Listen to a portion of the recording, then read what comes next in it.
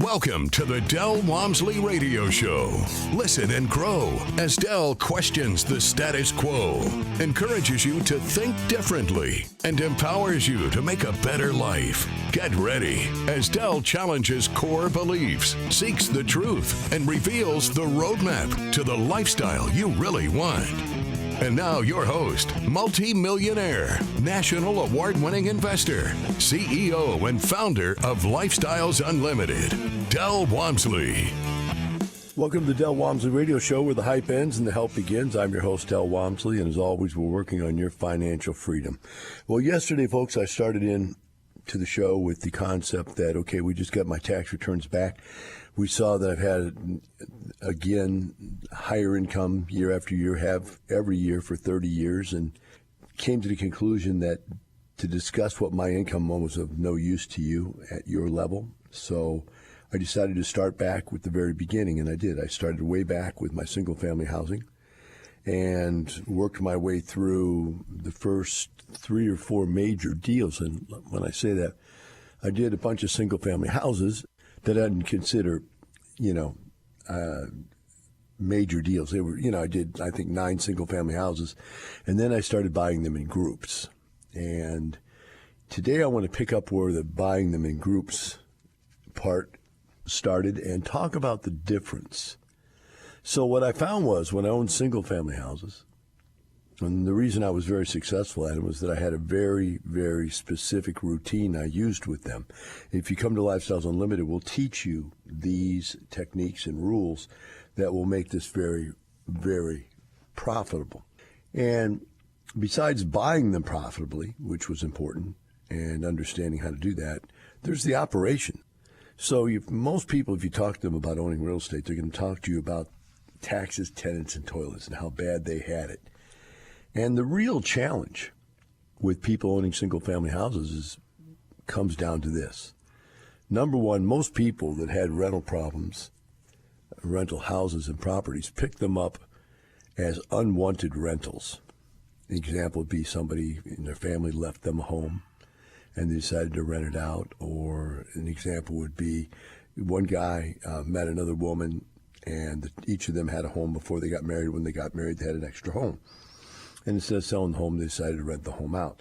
So the point is, when people get into the rental industry, by gosh, by golly, by happen chance, they don't ever bother to learn how to do it right. It's not a business to them. It's just, okay, how could this be? How could this be anything more than just simply put an ad in the paper and rent the house out? And, of course, that is that easy to do. The challenge is there's many problems with that as a business approach to renting houses. So one of the things I told you yesterday that I learned was right up front, the first 4 houses I bought had been completely rehabbed by the seller. So I had homes that had 10-year warranties on them. I mean, there was nothing wrong with them. The only thing that could go wrong would be something that a tenant would do to the house, but things wouldn't just wear out. So when you go out there and you buy a rent house, a lot of these people that pick up these rent houses, by gosh, by golly, or just go to a Dave Delgado, Robert Allen, Jeff McCone, Tommy Voons, Mylans, Ron LeGrand, Carl Sheet, Robert Kiyosaki, Donald Trump, Midnight Madness, Something for Nothing seminar. They're just telling you how to go buy real estate for very little down, whether you have bad credit or good credit or whatever, but they're not really telling you how to operate the property once you get it. So you take the property and you put it out there in the market. Now, it is acerbated by the fact that if you are one of 2 types of people that really become problematic with this. One, you're a purple Martian yourself. You live like just death warmed over. I go to your house, I look at your home, and go, man, this is disgusting. I wouldn't want to live this way. Well, guess what kind of a rent house you're going to put out there on the market? You're going to go, that's fine for me. I'd live there that way. And other people would go, no. Well, that's wrong. Other people would say yes, but they'd only be purple Martians. And so when you have a very bad product, you're only going to attract very bad clientele. And that becomes the problem. The clientele don't pay, the clientele destroy the property, and on you go. And you probably don't screen them very hard because you don't know how to screen them, and or because you, being a purple Martian yourself, are considering that, well, I got bad credit. Why should I hold that against them? I've got broken leases. Why should I hold that against them? Right? I've had jobs that I've lost and been fired from on multiple bases. Why should I hold that against them? And so the very things you look at to determine whether or not a tenant would be a stable tenant, you've broken all those things yourself. All right? Now, let's go way over to the other side that's problematic. Let's say you're Mr. and Mrs. Perfect. And I know that the liberals out there do not want anybody to say that somebody out there is perfect, but let's say in accordance with the rules, the social mores of life, you just follow all the rules and you don't do anything wrong. And so what do you expect? You expect that everybody believes that following the rules and the social mores of life are correct. Your house is spotless. Your kids are disciplined. You get up and go to work every day. You pay all your bills. And hence, you would be a great tenant. But for you, when you get in there and you're thinking, okay, I'm going to put this house up for lease, you're looking at it like it's going to be the house you're going to live in. And so you go out there and you over-remodel the house. You put too much money into it. You use too high of grade of product. Now, I'm not saying be cheap and be terrible and bad, low end. I'm just saying, hey, I can go in there and put a very nice stainless steel set of appliances in for one price. You can go in there and buy the kind of appliances I have in my house and go broke. They're different.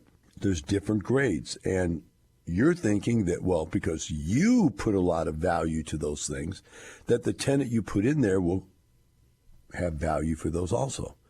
And so you put those things in there, and what happens? They tear them up, they destroy them, because they don't really have value for them. And or the fact is that when you go to rent it, you try to rent it for more money than it's really worth, because you're thinking, look, my place is nicer than any place around. And so you put it out there on the market for more than what you should. And then it becomes very difficult to rent. And then your brain gets all whacked out of shape thinking, wow, it's really hard to rent. And the other thing that happens is the only people that show up to look at your house and are willing to lease your house are purple Martians. Say, but Del, we're on the other end. We're the good side. Only good people should show up. No, good people won't overpay. Good people are smart. And they have budgets that they live by. And so they're not going to allow you to lease to them at a price that's way too high. They're just going to pass it by and go look for something that's fairly marketed fairly that they can get into and has similar type of amenities. Now, the great amenities don't really mean that much. So who ends up leasing your house? The purple Martian who's willing to pay too much. Now, why would a purple Martian, preferably probably somebody's having problems with their bills, having problems making ends meet, why would they be willing to pay too much? Very simply, they can't rent anywhere else. Most people won't rent to them. And the very fact that you'll rent to them, they're going to say yes to whatever price you ask, because they don't care what you ask for rent, because they're not going to pay you rent. You're going to find that out. So in a year where you had said $1,500 a month, or let's just say $2,000 a month, which comes out to $24,000 a year, they might pay you half the year, and you only get $12,000. Even though your rent's $2,000 a month, you're not getting paid every month. And so your gross sales go down by half, even though your gross potential is very, very high. And these are the kinds of problems that people have. And so we have to know, starting out in this business, exactly how far to renovate a house, to put it on the market to attract the perfect family. And we have to know how to screen these people to make sure we only allow the perfect family into the rental house. If you put purple Martians in, your life is going to be a disaster. So here we are. We've got single-family rental houses. One of them comes vacant. And so you put the ad in the paper, and you do the rehab so people are ready to move in. Put the ad in the paper, and if you do it smart, you put the ad in the paper before the other tenant even moves out. You put a sign in the yard, and between the sign and the ad, that you put in, and many times I'll tell you the honest truth, it's a sign does it way more effectively than the ad, but you can put ads on the internet. And people are going to be coming and want to see the thing and say, well, look, I can't show it to you until the tenant moves out, but I just want to give you a chance to know that it's going to become available. You say, now, why do you do that? Because on single-family houses, there really is not large availability. In fact, even in multifamily, we pre-lease things. This is something that you would know if you've never come to a class. We pre-lease everything because people have to make decisions in their life. The only people that can see your sign and go, wow, I want to rent your house and move in today or this week are people that are breaking a lease somewhere. That's the only people. You know, you got to think about that logically. They've got to give 30 days notice at their last location. So if you don't pre-lease, you're not getting the kind of people that are willing to give their other landlord notice, which is what you'd want to get when you would have someone move out. So that's one of the biggest mistakes I see people do. So now we get someone that's, out there wants it. You say you can drive by, but you can't, stop in. There's somebody living there. But you can at least see where it's at and see what the house kind of looks like from the outside. And by the way, if you're smart, and what we did was we used a page out of the apartment industry. We took pictures of the house while it was empty when we first did the remodel. And then we would take those pictures and put them in the ads on the internet. So we said, hey, this house is coming available in 30 days. This is what it looked like. This is the pictures of it. They go, wow, I want that house. I mean, people literally go, I want that. I go, but you haven't even walked in. Yeah, but I saw the pictures. Is it like the picture? I said it was when I got it. And if it isn't, we'll fix it up, make it nice. And so literally I would get them allowing me to pre-screen them to run their credit and criminal and everything before that tenant was even out, and I'd have somebody waiting to move in. The second that person moved out, we'd get in there instantly, get it ready, and move somebody else in. Now, the interesting thing about all this is that I was doing this. I had all the contractors on my telephone number. So as soon as the tenant moved out, I had already called the contractors at least, remember, if they give you 30 days notice, you can call them 30 days in advance. Say, I'd like to set up an appointment, have you out there on this date to get ready to do this. If they're just skipping, then you've got to call the guy and say, hey, I need you as soon as possible. These people skipped out on me. And you get them over there, and you've got to go out there and meet them and let them in and show them what you want to do and give them the spec, which would be specifications as to what you want things to be done. And by the way, after you do a couple of these, the contractors you use begin to know and or understand what your specifications are, and then you don't really have to even go out and meet them sometimes. Just go, okay, let me go out there and make sure I see what the tenant did to the house so I can take pictures and then charge them for things. But, after that, boom, you just get out there and get going. You know what I want done, et cetera, et cetera. So I'm doing all that, right? And when the tenant wants to meet me out there, or the new tenant, the prospective tenant, they say, well, can you go out there? The answer is depending on what my schedule is. Now, I can't put them off for a week. The bottom line is they want to make a decision. And I say, look, you go by, drive by and see if you like it.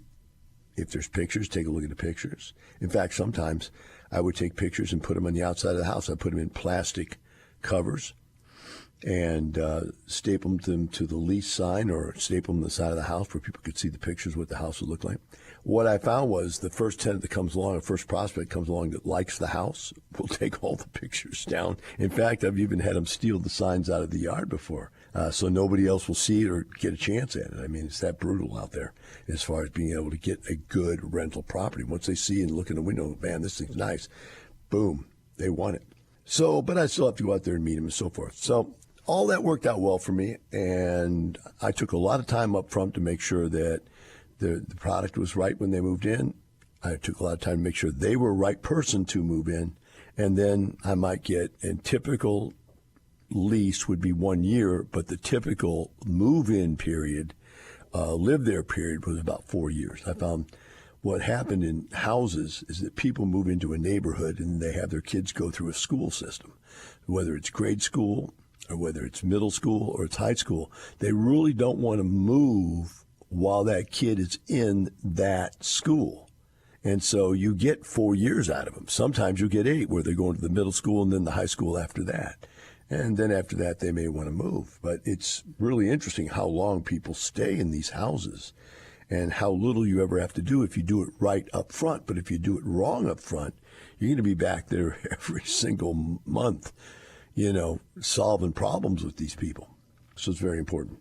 Well, let's move on. When I got my first 10 unit, which was really 5 duplexes, I figured something out.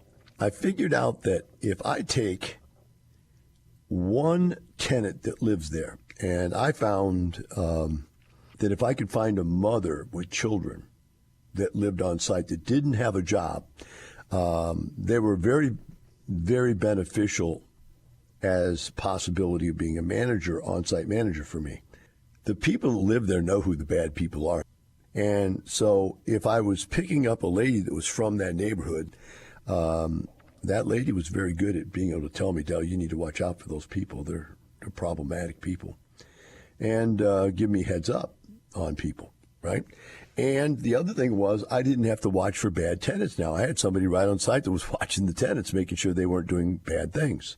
In addition to that, if I put a sign in the yard, I would put the telephone number to the manager, and now they would call the manager. What was the beautiful thing about that? I didn't have to go over there. Second beautiful thing, they could meet immediately because the manager was always there. Take a short break, be right back with the rest of this story in the Del Walmsley Radio Show.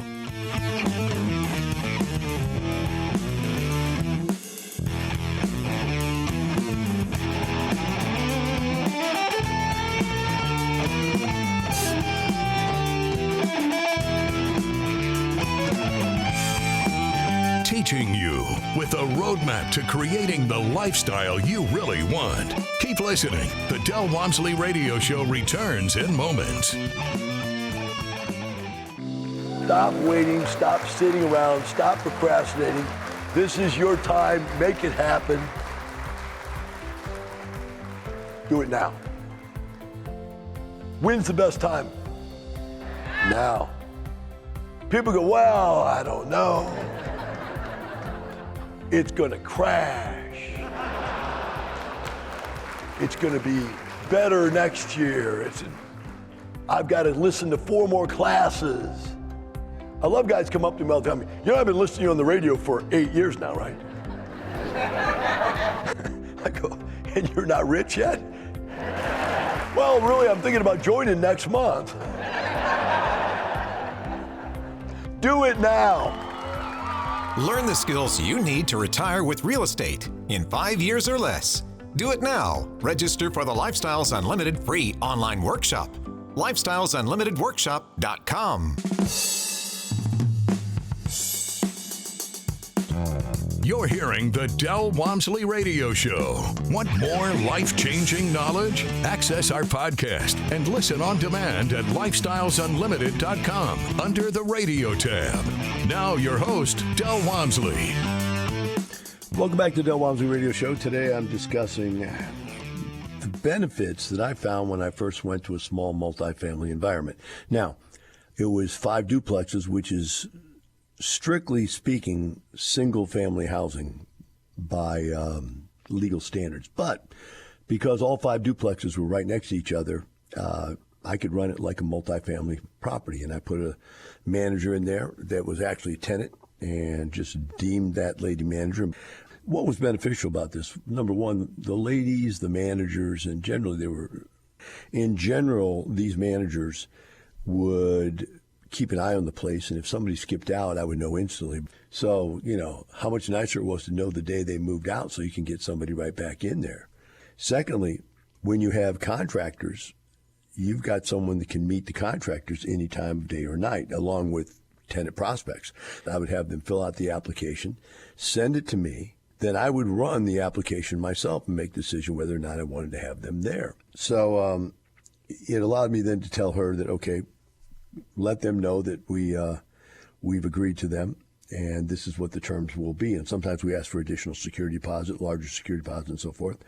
And the next thing is they could bring the money order to that manager. They didn't have to come over to my house. I mean, I remember times meeting people, an hour away to pick up their security deposit and first month's rent, and thinking, man, it's got to be an easier way. And there was, by having this manager on site who they could bring that money order to and never to collect cash, never allow them to collect cash. We'd collect the money order, and there it was. It was the done deal. They'd sign the lease. I'd prepare the lease, get it to the manager. The manager would have them sign the lease, and it was a done deal. Now, let's talk about those contractors. When contractors had to show up day or night to do work for a stopped-up toilet or whatever else might go wrong, broken air conditioning, the manager was there to let them in, and I didn't have to go over there.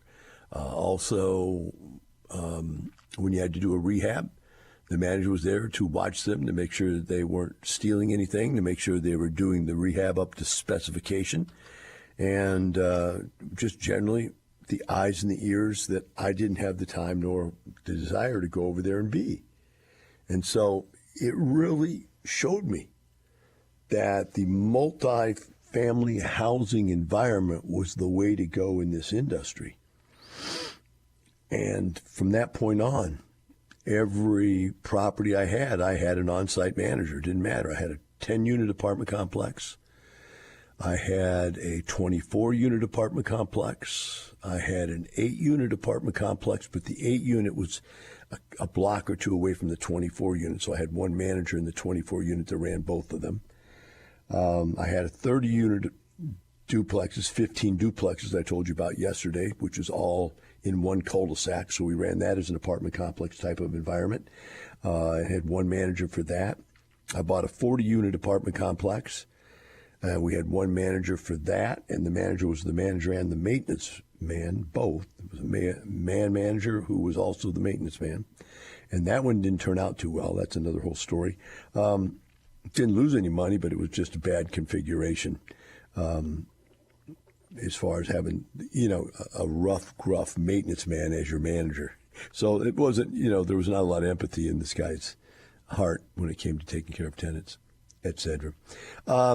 So I went from the 40, and then I went to the 64-unit apartment complex. And my friends, this was the complete change in life. Everything changed with the 64-unit apartment complex. I was able to hire a manager that was professional management material for the first time, who it was a job to do this job. They had been a manager before. They knew all the stuff that I normally had to teach the on-site manager to do. They knew how to do it. I just had to make sure they did it in the way I wanted it done. And there they were. They got up every day and went to work. And many of them would live on site. After the property gets too big, I don't let them live on site anymore because there's no way they get any break from, the tenants. But when it's small, it's a community, and it's their community, and they know everybody, and they live on site, and they keep the door locked and the blinds shut if they don't want people to bug them. But, the bottom line is that you've got a contained unit right there. Now, full-time, skilled manager, not part-time, unskilled manager. We now go to full-time, skilled manager. Unbelievable difference in what goes on. Now you're talking to the person about occupancy. You're talking to them about maintenance and upkeep of the property. You're talking to them about, your goals and your plans. But what else happened at 64-unit apartment complex? It allowed me to hire a full-time maintenance man. Before that, we had maintenance contractors, people that would come do things when you needed them to come do things, and you'd only pay them to show up when you needed them. Now you've got a full-time maintenance man. So every moment he's not working on something that's urgent and mandatory, he's there working on just overall maintenance of the property. Hey, look, let's have this as our maintenance project this month. Let's clean all the gutters out and paint them. All right. So whenever he's doing a make ready, he's doing a make ready. Whenever he's fixing an air conditioner, he's fixing an air conditioner. But when there's none of that to do that day, all right, let's get back on our monthly project and start doing long-term maintenance. And my friends, I just have to tell you, that was the beginning of my real estate career. I didn't realize it. Up until then, I didn't realize that that's actually how real estate is operated. At that point, I decided to go join the Houston Apartment Association, take classes on how apartments, not rental properties, but apartments operated by management companies, operated by teams of people, how those teams were organized and how they managed those properties. And at that point, I learned all kinds of legal issues and things that processes and so forth that were a part of the industry. Now, I already knew all the legal issues that were part of rental properties and so on and so forth. But there's other stuff involved when you're talking about running a management company and hiring and firing staff on a regular basis, et cetera, et cetera. And the apartment association was able to give me some insight into this type of stuff that I hadn't had before. Here's an opportunity for you to change your life forever. And that is, every year, we have our Lifestyles Unlimited Wealth and Passive Income Expo. This year, it's February 15th through 18th. It's in Irving, Texas. Between 4,000 and 5,000 of the top real estate investors in the country show up every year. There are classes that you can go to on just about anything in real estate investing that you'd like to. You can look it up on the internet and find out what the classes are. Just look up Lifestyles Unlimited Expo, and it comes up. Along with the expo, we have the Multifamily Masters Tour, which is the most incredible thing in the world. I invented this 33 years ago by telling people, look, there's no way you can really understand what real estate's like unless I take you out and show you. You got to see it. You got to smell it. You got to touch it. You got to witness the tenants that are there. You need to know what it's really like. What we do at the bus tour, we take you out to 8 different apartment complexes, but there's 2 days worth of these bus tours. This is just a phenomenal opportunity. You're going to be able to connect with thousands of people. You're going to learn how these people retired, how they bought these large properties, how they turned them around, how they financed them, how they staff them. I mean, just about everything. Now, I'm going to tell you this, and you're probably not going to believe this, but we're very close to selling out. I don't know exactly how many are left, but I know this. They told me the other day that we were just about sold out. When we are, then we'll cut it off, and then there might be a waiting list. I guess there was a waiting list last year because some people could, for whatever personal reasons, couldn't get there and so on and so forth, and there was a waiting list you could get on that day if somebody didn't show up with their tickets. I mean, they paid for the tickets, didn't show up. We can't do anything about it, so we're going to let the standby people get on. Pay and get on. They don't have to pay as a standby. They just wait, and if they get shot, we tell them, boom, I think they pay and they get on. So I'm not kidding you when I say this thing sells out instantly. This has been going on for many years, and it's unbelievable. Now, today, I've got one of the individuals that is going to be on the tour, and he's going to introduce you today to what he's going to be showing. Now, remember, this is up at Dallas. So these are properties, all these properties are in the Dallas area, from Plano to Dallas to wherever. This individual lives in Plano. I don't know which property. He's got 2 properties. He's had 3 properties in the past. He's got 2 now. I don't know which one he's going to show us, either his latest one or the one right before that, because he might have already done all the work on the one before that. So we'll find out. Let's bring him on. Carlos Betancourt. Carlos, welcome to the show. Thanks for having me. Happy New Year. Well, glad to have you, Carlos. We're really happy that you're going to get to be on the tour this year.